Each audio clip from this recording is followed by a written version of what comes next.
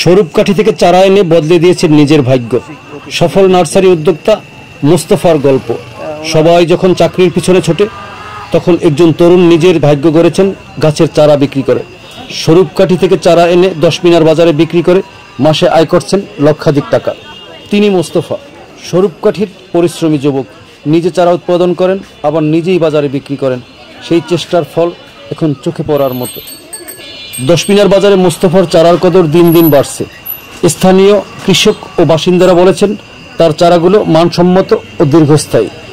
না, মোস্তফা ভাইয়ের চারা ভালো, মানসম্মত চারা এবং নিজের উৎপাদন খামারের চারা, তো যার জন্য কাস্টমার যারাই আসে হয়তোবা 1 টাকা 2 টাকা বেশি, কিন্তু বেশি থাকলেও দেখা যায় যে চারার মানটা ভালো এবং যেটা বলে দেয় সেটাই হয়।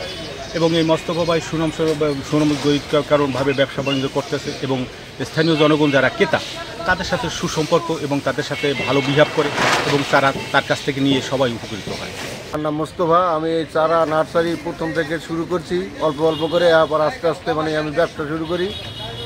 এরপর এই 10 মিনিটে এসে আমি এই চারা বিক্রি করি। আবার মানুষের নেতে খুব ভালো পাইয়া নিয়ে নেছে, এখন খুব সুনামধন্য হয়েছে। তার আগে আমি এই চারা নার্সারি শুরু করছি। তারপর আমি এই 10 মিনিটে এসে এই 5 বছর তোমার ব্যবসা করতে আছি। বিক্রি ভালোই চলে। সব পদের মাল আমার কাছে পাওয়া যায়। চাম্বল, মেহগুনি, রেন্ডি, আকাশমণি, কাঠের গাছ পাওয়া যায়। সব ফল পাকড়ার গাছ সব আমার কাছে পাওয়া যায়। 300 টাকা, ফলসহ 500, মালটা 400 টাকা। বিভিন্ন লিচু 200, 250, 300, 500, চায়নাচি লিচু 300 টাকা, মুম্বাই লিচু 300 টাকা। আমি নার্সারি করে সফল। আমি মাসে 1 থেকে 1.5 লাখ টাকা ইনকাম করতে পারবি এই নার্সারি দিয়ে।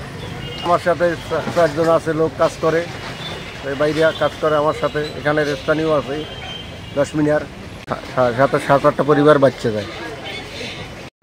আমি তো চারা কিনতে আসছি, কিন্তু চারার দাম অনেক বেশি চাই, অনেক বেশি। যে একটা নারিকেল চারা বিয়েতে চায় 1800 টাকা, কিন্তু দেশি নারিকেল চারা চায় 800 টাকা। চারা অনেক বেশি চাই, এই জন্য চারা নিলাম না। অনেক দাম, এত বেশি টাকা দিয়ে নারিকেল চারা। মাল আমার ভালো দেখে অভিযোগ দিয়েছে। মাল নর্মাল মাল যারা বেচছে, মাল গ্যারান্টি সহকারে দিয়ে হেগো ভাই, বুঝছেন। দাম একটু বেশি, ঠিক আছে, মাল পাইবে গ্যারান্টি যুক্ত। আমের কলম একখান মরে গেলে সেটা আবার ফলের মাল মরে গেলে সেটা রিটার্ন ফেরত দিয়ে দিয়ে পারে, ঠিক আছে।